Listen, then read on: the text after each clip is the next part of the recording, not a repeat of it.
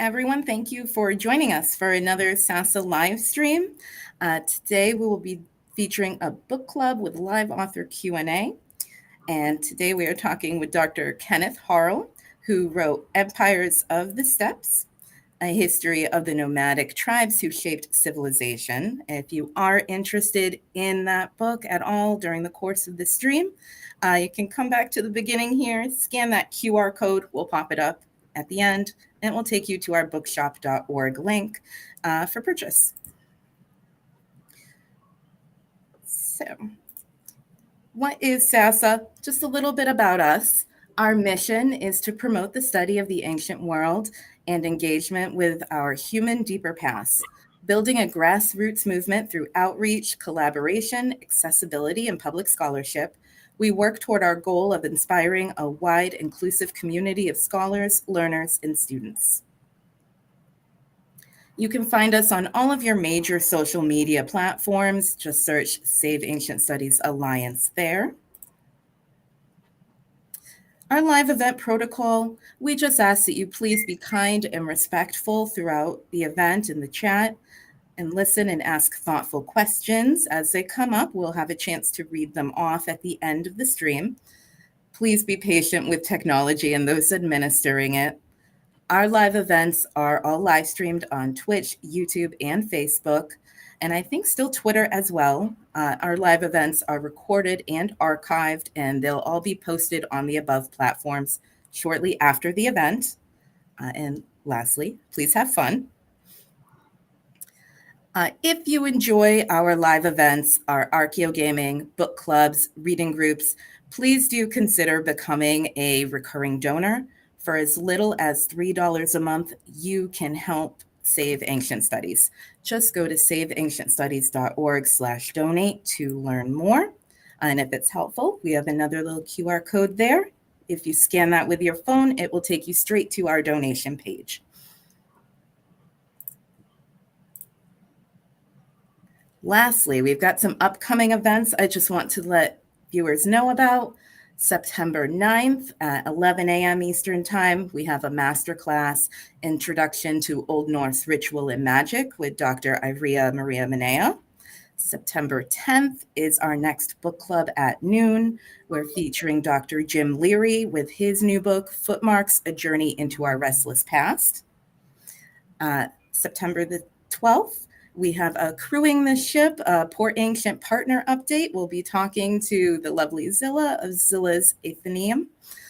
And September 18th, you can learn more about our research team and what they're working on at 10 p.m. Eastern Time. If that's a little late for you, that recording will be saved and archived, and you can watch it at any time. And lastly, thank you for joining us. I'm just going to do a bit of an intro here about Empires of the Steppes. As said, this month we're featuring Empires of the Steppes, a history of the nomadic tribes who shaped civilization with Dr. Kenneth Harl. Dr. Harl is a professor of classical and Byzantine studies at Tulane University in New Orleans. He is one of the world's foremost experts on steppe civilizations, Roman history, and numismatics, and has written extensively on Greek, Roman, Byzantine, and Viking culture. Empires of the Steppes is his first full-length narrative history book for the trade. It is a pleasure to have him. Is there anything else you'd like to add, Kenneth? Well, I'm now retired. I'm a professor emeritus, which means I no longer have an office. But I still can be contacted through the university by email, which is linked to my home email. And that's generally the best way for people to get in touch with me. I do answer emails, and I'm always glad to receive them. I'm rather ignorant of the more specialized social media. That's something my wife is far more adept at. Perfect. Well, thank you for coming today and willing to be online with us. It truly was a fascinating book as I was reading it. I guess I'll start with maybe the most basic of questions. Why did you choose to write about the nomads of the steppes in particular? Well, I've always had a fascination with these peoples. And if you teach wide-ranging courses in ancient and medieval history did in my 43 years, you can't help but deal with people such as the Scythians, the various nomadic peoples who came into contact with Byzantium. I always had a soft spot for ancient China, and I think every young man who's had any interest in history can't help but be fascinated by Attila the Hun and Genghis Khan. And I confess I was as a boy. The reason I wrote it at the time I did is I was approached by an agent who was familiar with my courses with the teaching company, or as they're now called, the Great Courses. And these are streamed, I gather. When I originally recorded them, they were on VHS. Of all, the media have changed. And he approached me with the course I had done 10 years earlier for the teaching company and said that there's a real in the general public for wide-ranging narrative. I was already entertaining the thought of retiring and writing for a more general audience, that is, perpetuating my teaching in a different way. And I agreed to it. And it happened during the height of the pandemic, where I was confined. I was on a sabbatical leave. My wife and I had canceled our plans. We were going to go to Australia to spend my leave there at Macquarie University. And so I stayed home and started putting this book together. And what I learned is how much more I knew, and my perspective had changed in a number of ways from when I recorded that course many years earlier. And the result was I worked on that book during the pandemic, put it together, and submitted it, and the editorial review went forward. And believe me, it was being produced under horrendous circumstances of medical emergencies, retiring from the university, and dealing with the editor every other day. But we did get it out successfully, given their time constraints. And I hope it conveys a sense of the sweep of 45 centuries, really, of when these people played such a decisive role in shaping civilizations across Eurasia. And it's generally been, I wouldn't say neglected. There are extremely good people working in all sorts of specialized fields. You yourself know, being trained in Egyptology, that the people working in ancient Egypt know a great deal more than the general public, and they have made incredibly important breakthroughs. It's true in my immediate fields that I publish in. But for the general public, they're largely unknown.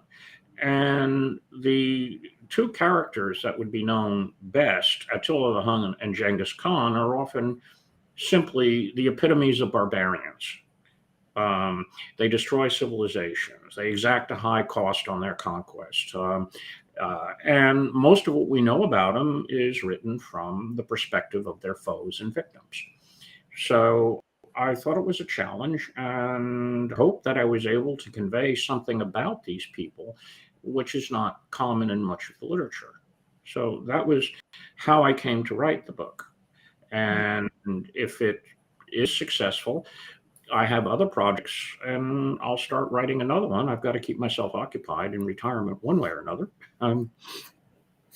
And my wife approved very much, because she is Turkish, and I wrote a great deal about the Turkish nomadic peoples, which of course pleased her. I'm sure it did. And yeah, that's a particular. We have an interesting bilingual language. Sometimes I'm not sure what language we're speaking. Speaking your own language, and that's totally fine. Which is probably the way these different linguistic groups interacted on the steppes, where people speaking an Iranian language and people speaking a Turkic language come up with some kind of mixture in order to communicate in daily needs. And that's been the history of language throughout human history. Absolutely. I mean, so in this book, one of the most important observations I think that you make is that the nomads had a lasting and key impact on the world, at large. And that's something that in the Western world tends to fall to the wayside in our educational system. What were some of those impacts? Well, from the very start, what they did by adapting the wheel to mobile homes, which is called a yurt in Turkish today. It actually means a dormitory in modern Turkish and Ankara. But and domesticating the horse allowed them to exploit these vast grasslands that stretch across Eurasia, thousands of miles. And I start the book describing what those conditions are. And that is an achievement equivalent to the domestication of animals and the invention of farming, agriculture in other parts of the world. It greatly expanded the supply of food and the places humans can live in. And that's an achievement we have to keep in mind. The horse itself could well have died out as a species had it not been domesticated and turned to first a source for winter meat. And then when they realized, oh my gosh, the animal's far more valuable riding or hitching up to carts. And that ensured that the horse would have a long-term history with humans, a very important domesticated animal. That's hard for the current generation to realize, but I do know my father, who was born in 1924 in the Midwest, among Danish immigrants, they were still using horses up until the 1930s for doing farm work, and were very reluctant to take on vehicles.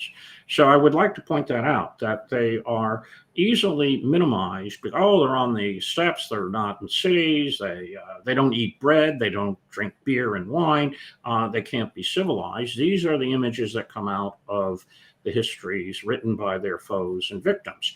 Quite the contrary, they were able to exploit an enormous amount of resources on the steppe, and it is awesome what they achieved just in daily life.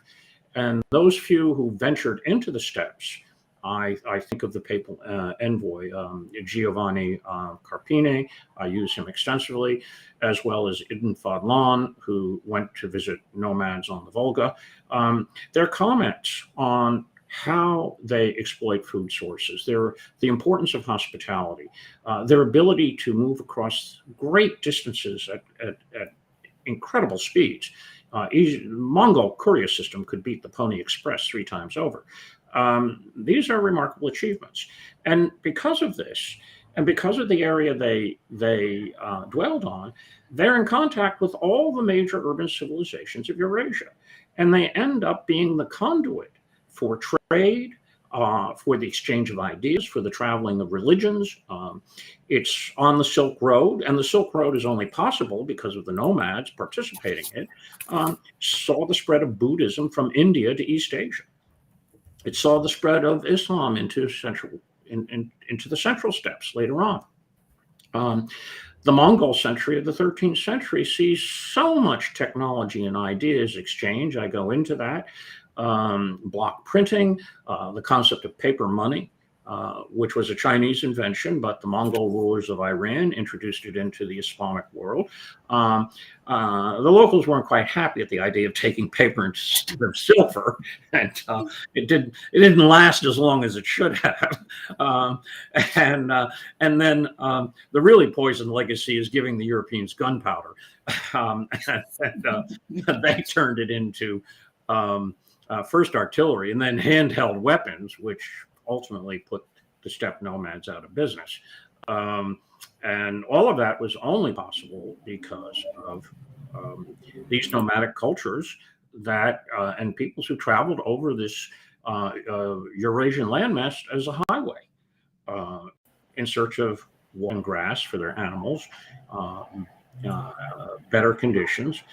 And these movements are constant from, I would say, 4,000, 3,800 BC down until really the 15th century, when the czars of Moscow and the Ming emperors of China, which now have weapons, especially the Russians, firearms, that they can defeat these armies and bring these areas under control. And that's what happens to the historic lands. They get divided between the Russian and Chinese Empire. Yeah, absolutely. And there was so much of that I had no idea of, that I knew that they contributed. And there was one comment that came in, kind of made me chuckle, so I'm going to read it off. Harusekimon, and I apologize if I mispronounce that, Said it's still amazing someone decided to get on top of an animal that is hundreds of pounds heavier than a human. That was certainly a brave soul trying to undertake that. Well, yeah, it was a brave human who tried to capture and domesticate the animal in the first place. The few Exactly. horses that were available in what we would call the Middle East today, or the ancient Near East, to be more accurate, the Sumerians, the first literate people we know about, just thought the animal was uncontrollable and worthless. I mean, maybe we could catch it and breed it to make a mule, but otherwise, don't bother with it. The domestication and the breeding of domesticated horses, a triumph of the steppe nomads. Certainly by 2000 BC, that's been attested by DNA studies of animal remains, as well as the discovery of the first chariot with spoke wheels, which became ultimately the weapon of choice in the later Bronze Age. And these are found in burials in what is now Russia, in the area of the Ural River and the Volga River. Probably the achievement of nomads who spoke in Indo-Aryan language, a language that would eventually give rise to the languages of Iran and most of India. They would later leave that area and move into Central Asia and then farther south and west, bringing that technology and that animal with them. So they also then figured out to get rid of the chariots and mount men on horses with the composite bow, and this gave them a military dominance for, well, almost 2,000 years. Mm-hmm.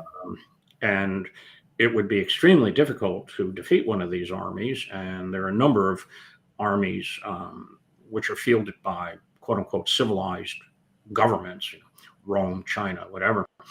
And they met with disastrous defeat because of the speed, the firepower of that weapon, and the very great difficulty of keeping men in formation fighting these nomadic warriors. So that was another fascination about writing the book, is understanding how important they are in the development of military technology across Eurasia.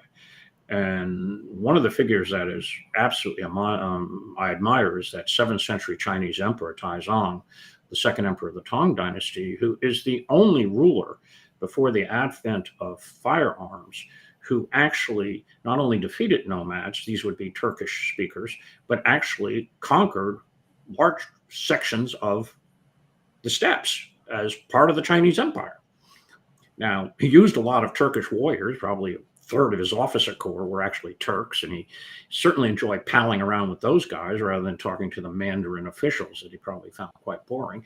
And he loved his horses. His tomb's got all his horses and they're named.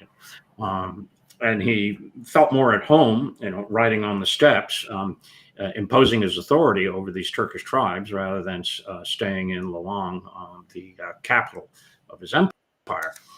And he's an exception. He's an exceptional ruler for a number of reasons. I didn't go into the book, but most Chinese scholars can tell you that he didn't conduct the proper rites to the ancestral gods because he didn't believe in them.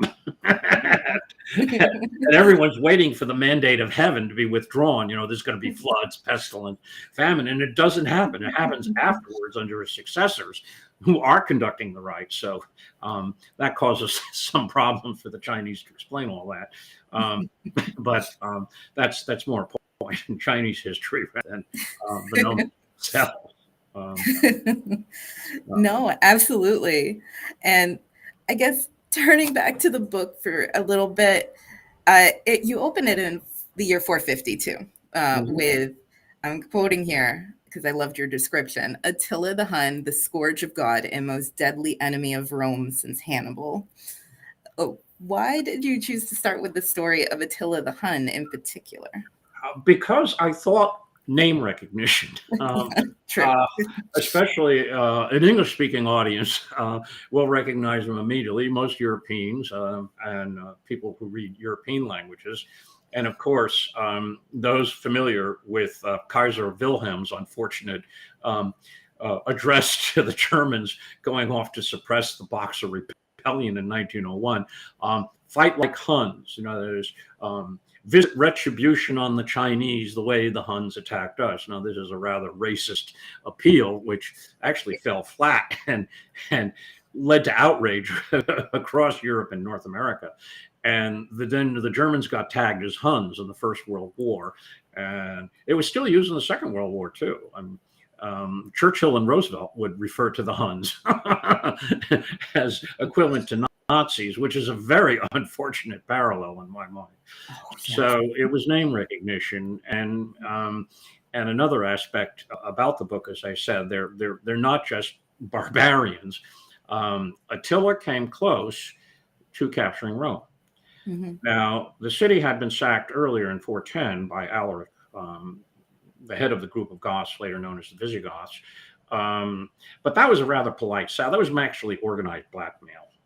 He didn't spoil the churches. It was in an effort to pressure the Western government to give him a high Roman military command as well as land for his followers. Attila was bent on taking the city, the Eternal City, as the Romans called it, and sacking it, and that would have sent shockwaves through the entire Roman world. He demanded as his bride the emperor's sister, Honoria, and half the Roman Empire as the dowry, aka Gaul and Spain. Even the feckless Valentinian III could not agree to this. It was so outrageous. And it was all a misunderstanding because this empress, who had gotten caught in a plot with, she had a sexual liaison with a servant in the palace. That was a scandal. And her brother tried to marry her off to an elderly, boring senator. And she sent an appeal to Attila, please save me, and sent a ring. And Attila interpreted it as a marriage proposal. And when he demanded the bride and the dowry, of course, he was refused, and that was an act of war.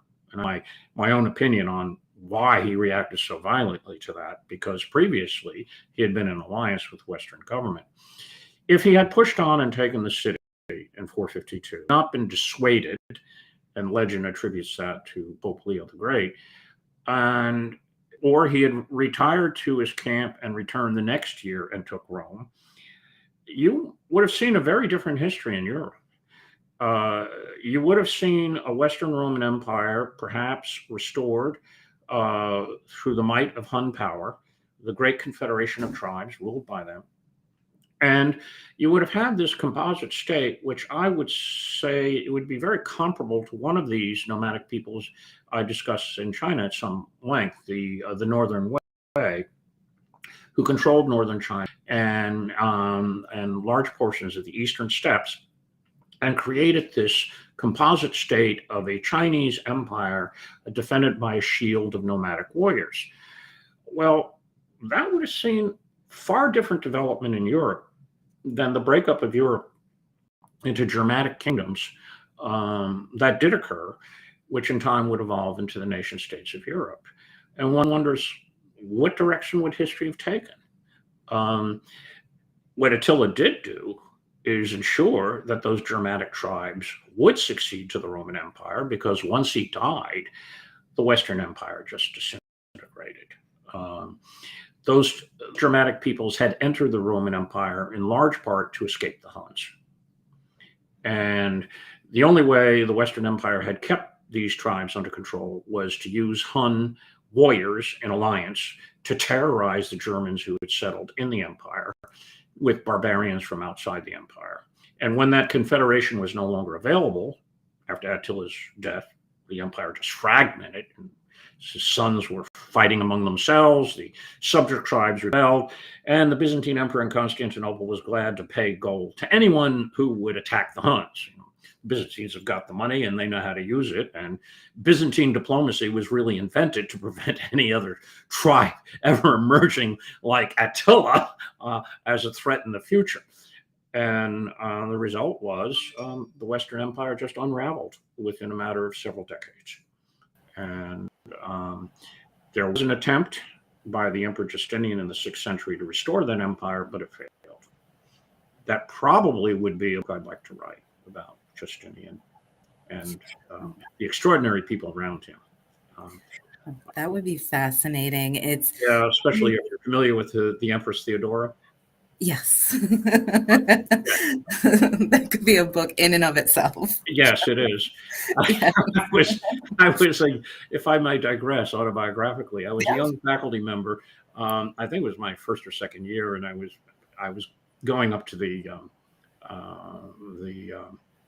faculty lunch room, and two professors I later met in the mathematics department were talking, and one of them said, "I just read this great book by Procopius on the secret history, and about this woman Theodora, who was a let's call her an exotic dancer to be delicate, who ended up becoming empress." And the other says, "Oh, really?" And he goes into great detail describing some of the lurid details, and he says, "Wow, that's a great read. Let's not let our students know about it." And I'm thinking, well, I just ordered 35 copies from my Byzantine course. That's exactly the kind of thing students want to I'll keep that quiet. That's one of the fun aspects. In teaching ancient history, you have a certain distance, whether it's these steppe peoples or otherwise, and you can see the same human emotions. You're, of course, dealing in totally different societies with different perceptions of the divine, with conditions of daily life that are beyond us with a hideous rate. Nonetheless, there's a certain distance that allows you to appreciate and learn without getting caught up with immediate events in which most people react very emotionally to. I don't carry my prejudices when I go back to study the past. I try to be objective. I don't know if I always achieve it, but at least I strive for it. And as a result, you can see it with detachment, often with amusement. You're amazed by how much human folly has been consistent throughout the species. And that's one of the joy in teaching ancient history. And then the remarkable realization, as my students often say, is, gee, the ancients aren't dumb. They actually know how to do things. And they're then impressed by what these people could achieve. And to get back to the nomads of the steppes, they are largely illiterate. That's not completely true. These great rulers appreciated writing. Modo Chanyu, the leader of the Shuangnu who opposed Han China, he employed Chinese scribes. They apparently adapted the ideograms for their language. These have not come down to us, but he had some kind of writing. Attila had a Latin secretary. Attila probably understood Latin. He could certainly correspond through his scribes in Latin and Greek. The Turkish tribes on these steppes invented an alphabet that looks like Norse runes and recorded the earliest versions of the Turkish language. And I use that inscription by Bilge Khan a great deal because it's a remarkable document. My wife is well aware of it because it's always taught in Turkey. And there is a reproduction of it actually in the garden of the Museum of Anatolian Civilizations in Ankara, which I've seen a number of times. I worked there many, many years in the coin cabinets. And so they are very, very quick studies. They learn to adapt. They learn multiple languages in order to communicate. They know that they can only survive if they have access to the goods of settled societies. And if they can't obtain these goods by trade, they're forced to raid. And then if a charismatic leader comes along, they can build an empire and actually conquer. That's more often the exception. Far many more nomads engage in trade rather than raiding, and we often forget that. Bilge Khan makes it very clear. He's the ruler who restored the Second Turkish Confederacy in what is now Mongolia, and he stresses the importance of markets that he secures from the Tang Empress of China. This is what gives prosperity to the people. And that's what makes the Silk Road possible. These nomads hire themselves out as guides and guards. They might be breeding camels, which they'll sell you. They are exacting tolls for the easement rights of passing over their areas. And so the merchants going east to west always have to deal with the nomads along that long Silk Road. Absolutely. And just a reminder to people watching, please feel free to send in your questions and comments in the chat, and we'll be answering them live shortly, about 10, 15 minutes or so. So if you have a question for Dr. Harl or about Empires of the Steppes, definitely send it on in. Now, moving on to my next question. You discuss in the book that contrary to popular perceptions, since the Middle Ages, the earliest nomads did not originate from east to west, but from west to east. Could you elaborate on why this is important for people to understand? Well, the domestication of the horse took place on what we often call the Pontic-Caspian steppes, or sometimes the South Russian steppes. Those can be fighting words right now, since a good deal of that is Ukraine, which is an independent republic, and has its own language and it wants its own destiny. And I appreciate that. Yes. But this is a geographic term, and that's where the majority of horses were in the world. The species had died out in the Americas, and that's where the horse was domesticated, and this pattern of nomadic life developed. And so it spread from there eastward into the middle steppes. That would be Kazakhstan. The first would be the migration of Tocharian speakers, or people whose language is later regarded as Tocharian from Buddhist texts in the Tarim Basin, which is now former Chinese Turkestan. It's in the Republic of China.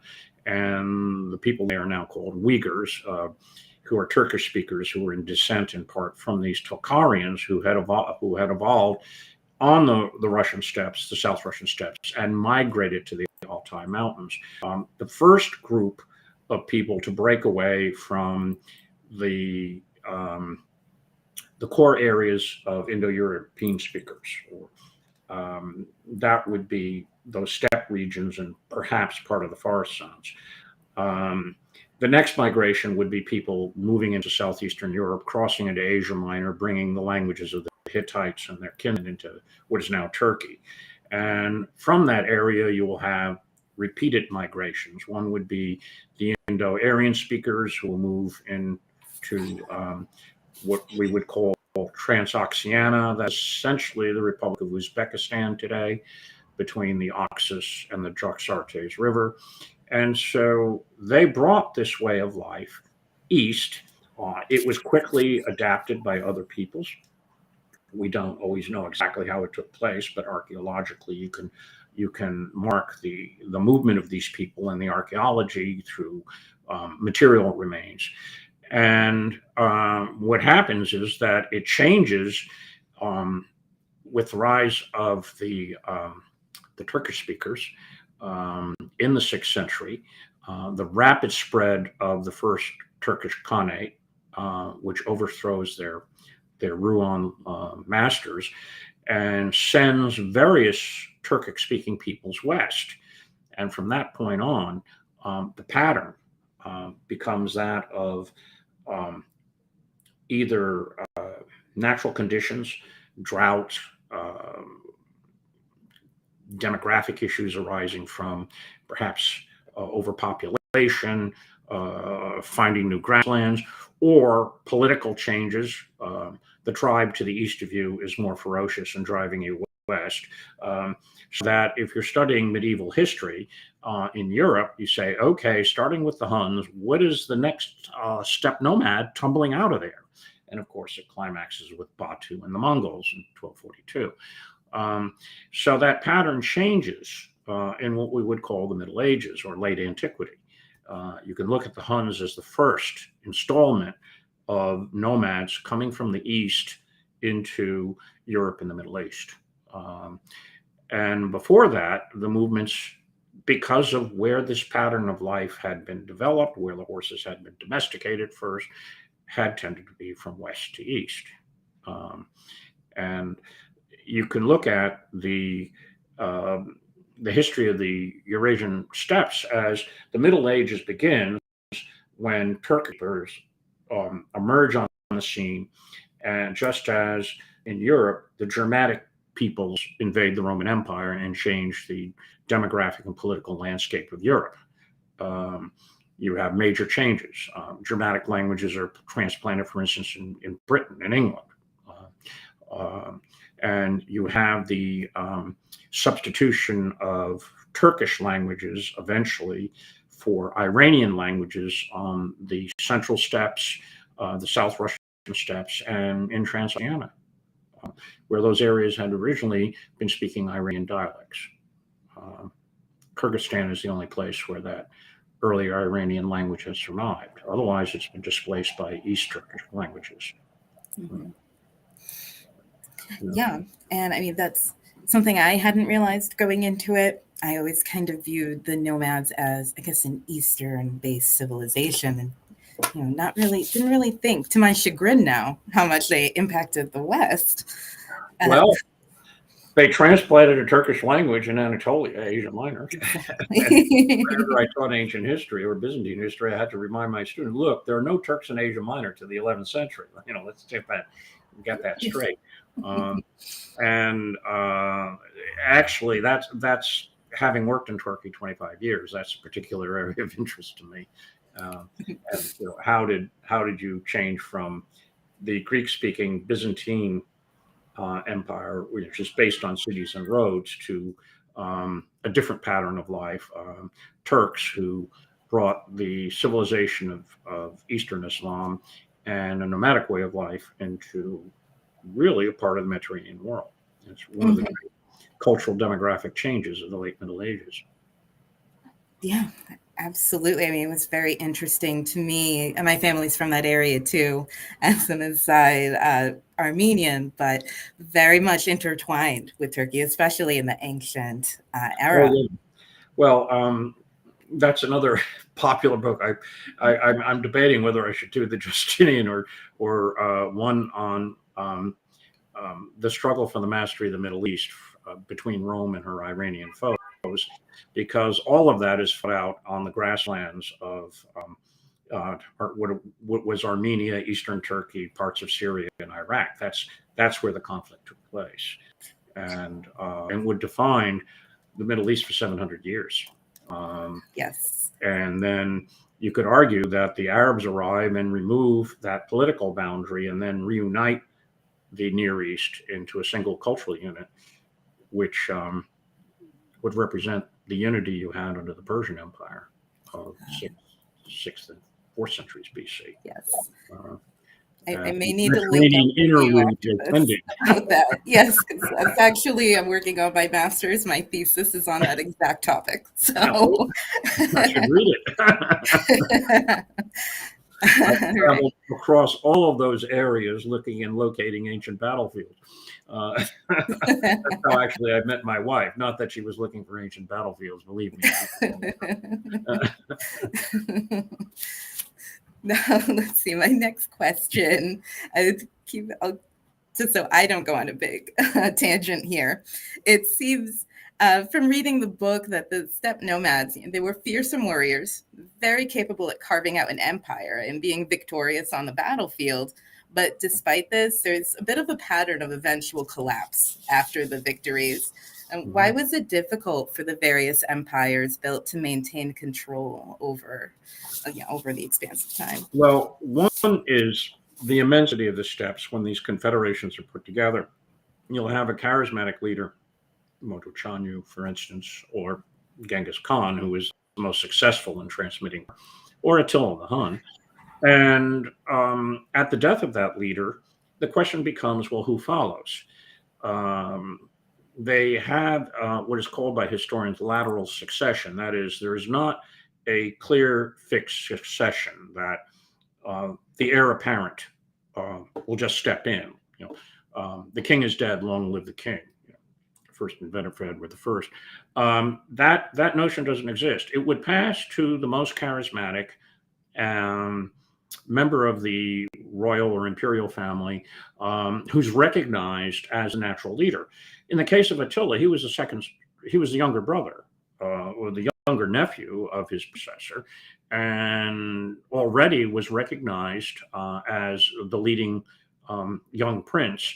And naturally, he would assert himself. The succession there was dual. He eventually does his brother in.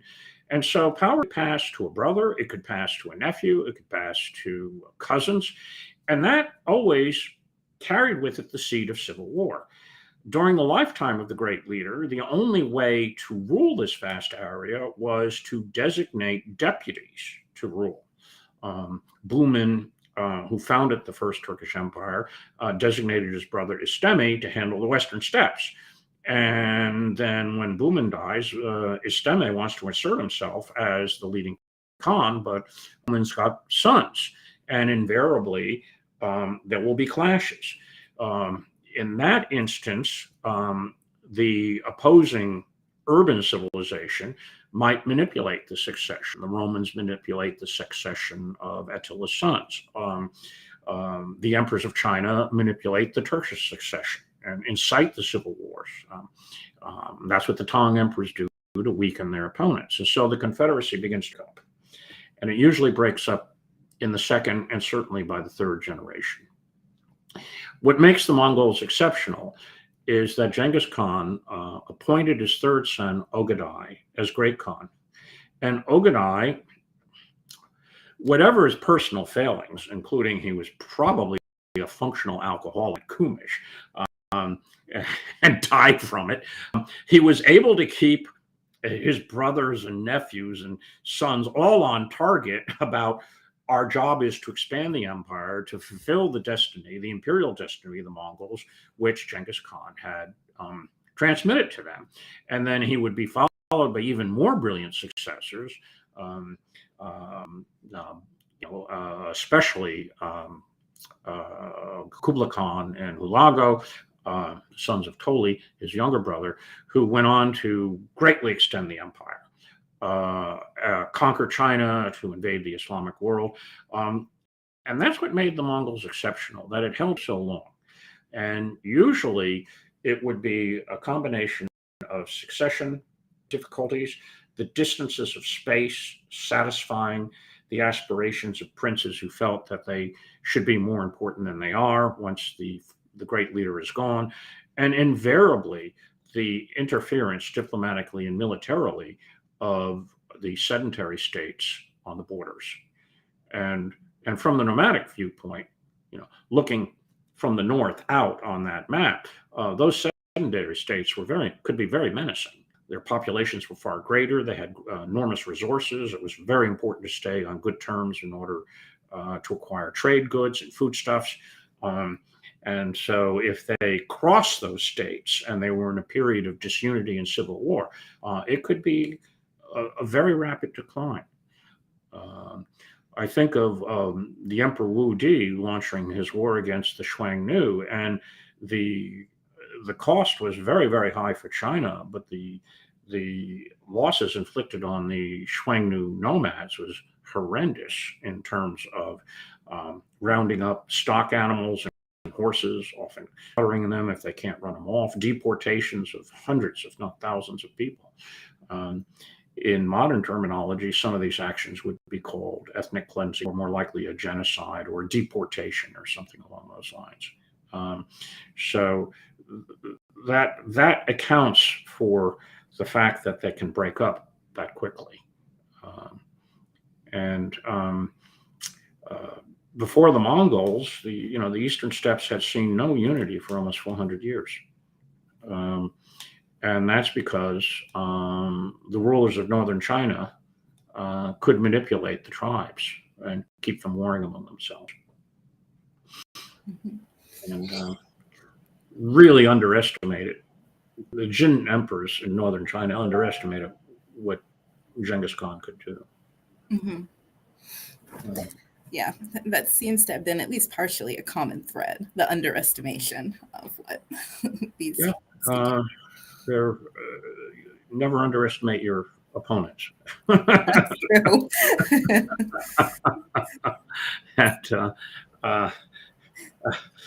And, the flip side of that is Napoleon's axiom: um, um, don't discourage or interfere with your enemies when they're making mistakes. It looks like we had a couple comments come in, so I'll read them off. I do have some more questions, but if we don't get to them, that's fine. I'd rather read what we get in the chat, so definitely keep them coming if you're watching. Diana Austin on Facebook said that they read that the horses that sweat blood were brought to the steppes by Alexander the Great's army. Oh, actually, those are, I'm not aware of that. Those horses are native to Farragon in what would be part of ancient Sogdiana, and Alexander remounted his Macedonian cavalry on these horses when he was battling and pacifying these areas from 329 to 327 BC. There's a complete reorganization of the Macedonian army. You have to first, there was a recruitment of nomadic allies, the Dahai bowmen, the incorporation of Persian forces, and literally the remounting of the Macedonian cavalry, because the animals they had brought from the Mediterranean had long died off. Those Greek and Macedonian settlers in that area, we often call them the Greco-Bactrian kings, actually depict those horses on their coins. Which is one of the early depictions. They then become a favorite for Chinese ceramics in the Tang Dynasty. But on these Greek silver coins, you see the Dioscuri, Castor, and Pollux are riding horses, which have been identified as these Farragana horses, the heavenly horses that sweat blood. And the Emperor Wu Di sent one of his less than competent generals out there to try to get these horses in actually 2 campaigns, and eventually concluded a treaty in which these would probably be the ancestors of the Tokharians, who later became the Kushans, that they provide horses in tribute. And whenever the Chinese emperor was dealing with nomadic peoples, he would send so many bolts of silk, which was one of the main forms of money in China, as well as foodstuffs, and maybe he'd throw in a couple of Chinese brides, the daughters of his concubines. And the nomadic people were required to produce so many horses for the imperial army because the Chinese could never successfully raise these horses in China. The soil conditions were such that the fodder they were fed lacked the minerals necessary for strong bones. And so the horses were never really ideal for cavalry or chariots or the like. And they really depended very heavily on the horses from the steppes. And that sometimes causes the strange symbiosis between a Chinese dynasty and the nomads. That's particularly true of the later Tang emperors, who were very much dependent on their allies, the Uyghurs, who controlled what would today be Mongolia. And the reason is they could provide the horses, or if necessary, they could provide the cavalry on call as allies. So, Alexander, of course, was only in that area for about 2 years or so. And one of the fun things is Alexander in legend gets all out of proportion from Alexander in history. He becomes the guardian of the civilized world. His gates are locked with these huge bronze. I have these visions. This persists through the entire Middle Ages. It's in Jewish, Christian, and Islamic traditions. And he closes the gates of Alexander, which might be in the Caucasus. Well, Alexander never even reached that area, and then he's visited by an Amazon queen, and it just goes on and on. And what happens is he shuts out the unclean people. The descendants of Gog and Magog, who are biblical figures, they come out of the Hebrew Bible, and they come to represent the steppe nomads. And they've got to be kept out of the civilized zones. And Alexander's legend as that figure, as the traveler, the righteous king, the explorer, lives on through all of medieval literature, both Christian and Islamic. You realize there's even an Icelandic saga on Alexander the Great? I mean, that's talk about. And I think there's an Alexander legend in Malaya, of all places. Oh, I hadn't heard that one. Yeah. My good friend Tom Martin at the College of Holy Cross is an expert on that, and we always swap stories about Alexander at our free that way, whenever I taught my seminar on Alexander the Great, we always ended with a session on the legends of Alexander, which was really the fun. We start to read the Alexander romance, and the students really enjoy that. Comic relief. Yes. All right, let's see. We had another question from Diana again. Were Magyars a steppe people? Yes, they did become a steppe people. They speak a language closely related to Estonian and Finnish, Ugrian languages, which are a branch of this wider Altaic family group that includes the Turkish languages and the Mongol language. They emigrated out of the forest zones onto the steppes of Russia and adopted the pastoral way of life from the Turkish speakers there, probably Pechenegs and others. And they end up in Hungary really due to a complicated blunder in Byzantine diplomacy. I mean, it's described in the book in some detail. And when they arrive in Western Europe, they look like the new set of Huns. And they're called Hunai or Urgoi from Ugrians in Greek and Latin texts, from which the word ogre is derived. And they call them, their own name is Magyars, but the name Hungarian is a classicizing that was applied to them by the Europeans, to Western Europe, the Christian Europeans. And they become a terror to Western Europe, in the late 9th and 10th centuries. They convert to Christianity and become part of the wider Western Christian community. And again, as in all of these people, there's constant intermingling on. And when I use languages, one of the things I tried to point out in the book, language is an interpretation of the world and is a very important way of understanding how the people see the world. And, you live in a bilingual marriage, my wife and I have all sorts of different interpretations of the world. And sometimes it's very funny trying to reconcile. But the DNA will tell you your ancestry, but it doesn't tell you the way people think, how they speak, how they identify themselves. Do they identify themselves by one or more identities? And nomadic peoples constantly were intermixing with other people. So take, for example, just one tribe moving west, which speaks an agglutinative language, a Turkic language. It goes into a wide area where Iranian speakers tend to herd their animals.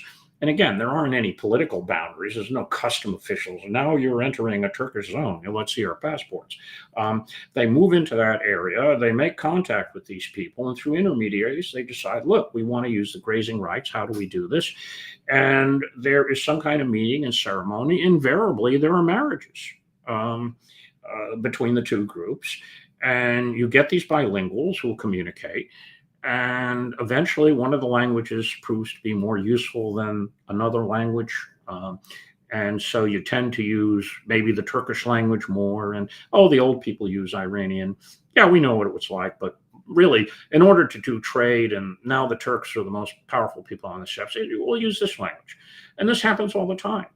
The United States is a good example of that. How many of your ancestors could understand each other? I know I've got so many different nationalities in me that none of them could speak the same language to each other. But I identify as an American. That's my identity.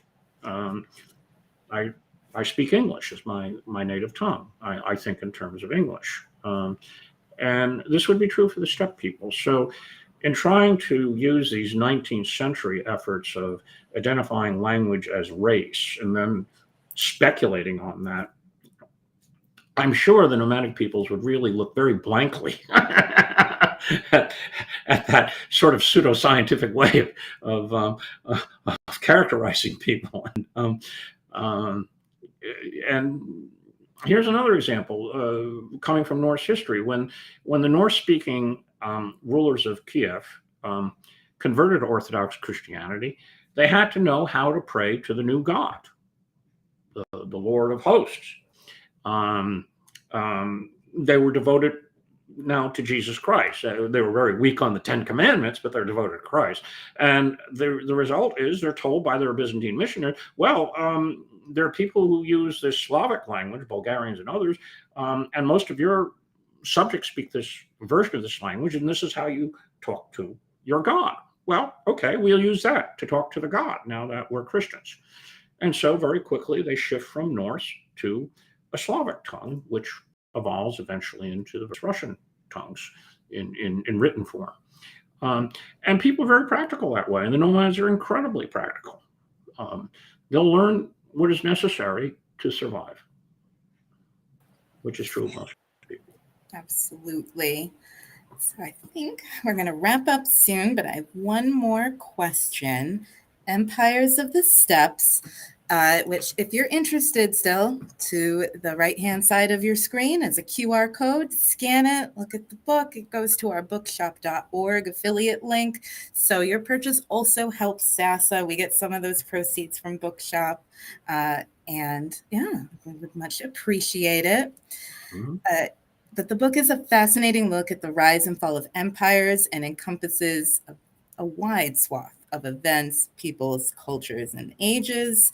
To end the interview portion, Dr. Harl, is there a particular event, person, or story that spoke to you as a historian or that you'd like to end with for people to think about? Well, two. One is an individual and the other is a people. First, the individual. In writing the book, I gained such an appreciation for Kubla Khan, the grandson of Genghis Khan, who he's not the national hero of Mongolia like his grandfather. And many times the Chinese see him as the outside conqueror who shouldn't have come to China. And they built the Great Wall the tourists see after they threw his descendants out to mark the boundary of China, and the nomads will never come back into the Middle Kingdom. Well, they forgot about the Manchus, but that's later. In any event, the fact that he could carry out the conquest of China, that he would unite China, which had not been united for more than 400 years, and it was by no means inevitable that China would come together as an imperial order again.